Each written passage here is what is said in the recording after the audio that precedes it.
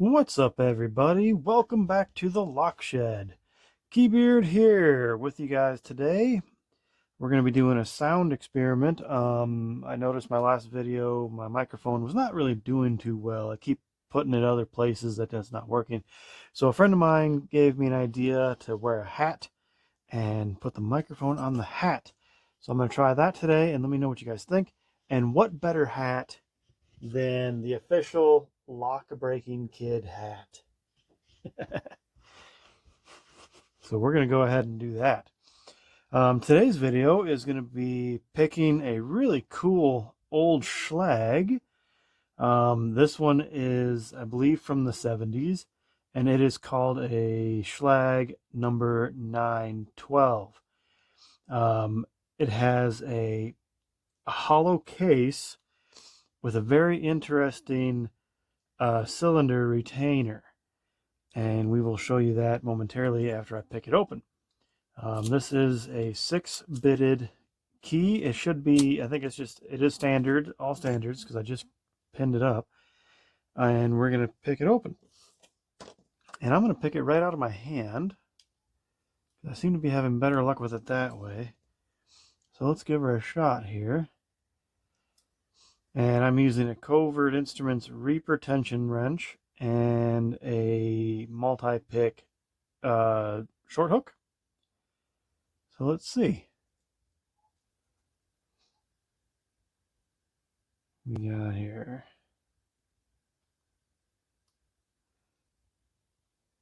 I think I gotta click on 6.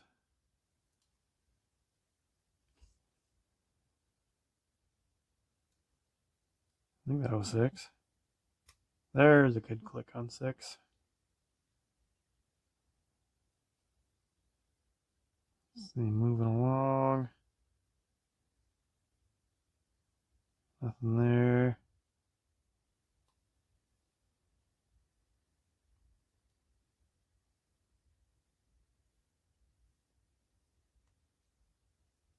See, I think that's 2.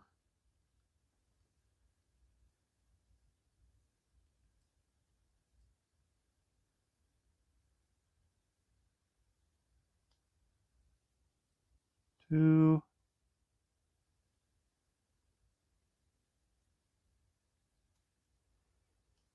Let's see. Let's go back. About 5. 5 seems okay. 3 or 4.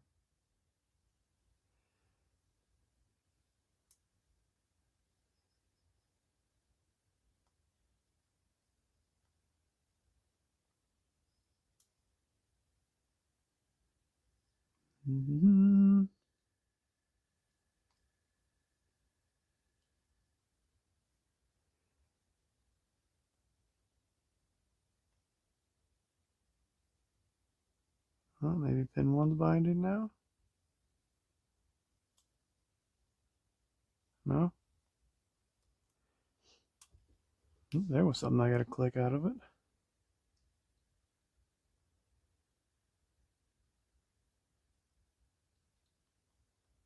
Oh, no. There we go. Nice little open right there. Kind of a weird picking strategy. I kept going kind of up. Because for some reason, so if you notice on this keyway, it's got this little grabber right there. So I'm trying to go off of this ledge and kind of go this way. Because every time even like a 15,000, if I try to go here, I would always kind of get stuck here. Even with I was trying like deep hooks, the elephant trunks and stuff like that. I would either get kind of wedged between these two right here, trying to get to that pin. So I had to kind of give up on this little canyon and kind of head up here. And that's kind of why, if you notice, I was doing a lot of like really weird picking things. But if it works, it works. But we have it open. So how do we gut it? So this one has a weird, interesting retainer, and I would never have known this unless I asked some locksmiths on Reddit, and thank you to those who helped me on the Reddit locksmith subreddit. That's how I figured out what type of lock it was. It was a 912. And they also showed me a really cool book, which I had to go ahead and purchase and find. So this is a really nice book. It's called Padlock Handbook. And the reason why I think it's 70s, because this thing was copyright in the 70s. So this book actually shows you a lot of really nice padlocks that you can have an exploded view. And one of them happens to be this number 12, 9112 padlock. And if you see right here, it's got an interesting cylinder retainer, which is actually like a pressure retainer. So to gut it, you have to take a pair of tweezers or something to kind of wedge it and kind of pinch it closed and then pull it out. So we're going to go ahead and do that. So down in there, you can see those two wedges right there, and I couldn't get a pair of tweezers down there to help, but I did manage to do it with a screwdriver right down in there. There we go. So we get that one in there to kind of pull it to the left, and then this little guy, I think it was this one I used. Okay, I think I got it. I forgot I had these tweezers. I think that's what I did it last time. So we're gonna kind of turn the key so I get a little bit more space in there, kind of pinch those two together, and then push down. There we go. That's what we're talking about. And then just use that key like that and pull that sucker out. So this is what they mean by it's a hollow case. There's nothing in there. You can see the actuator down there. And then here is the piece that is actually holding it in there.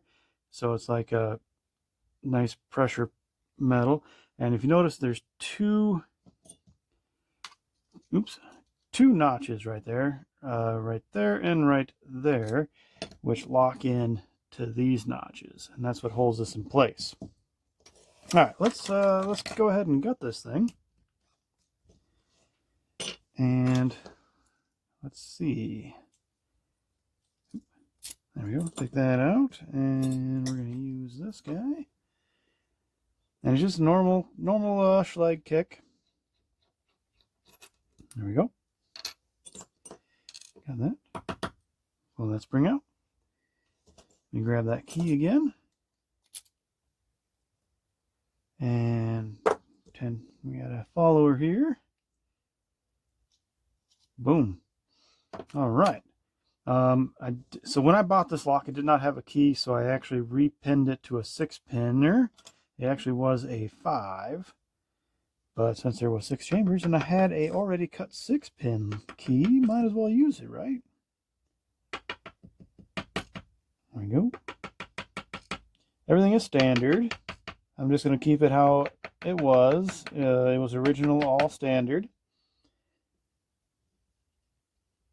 Go ahead and flip those all around. There we go. There you go. Nothing, just your regular core. And let's grab this guy. Oop. We have another standard pin. Standard.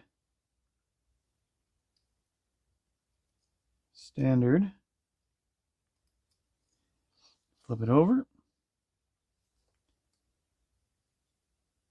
We got a standard.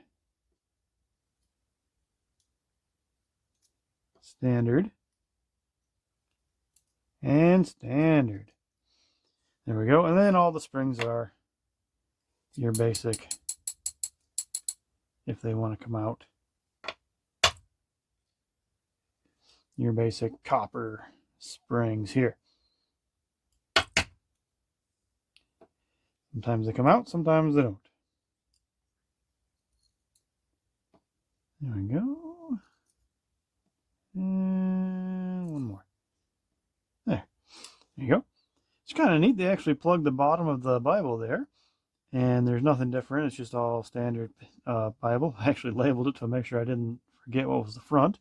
Well, actually, on this one, I'm not sure if that actually matters. You can actually do front and back on this one. There it is, guys. All standard, some nice, oops, let me just get that out of the way. All standards, all copper springs.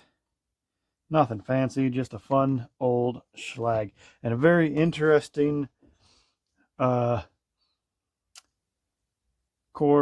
retaining pin here. Thanks you guys for watching. This is all I got for you right now. If you don't mind, I would like if you would subscribe, leave some comments, and let me know how you guys think about my lock picking skills, I guess. I don't know. Thank you guys for watching, and happy picking.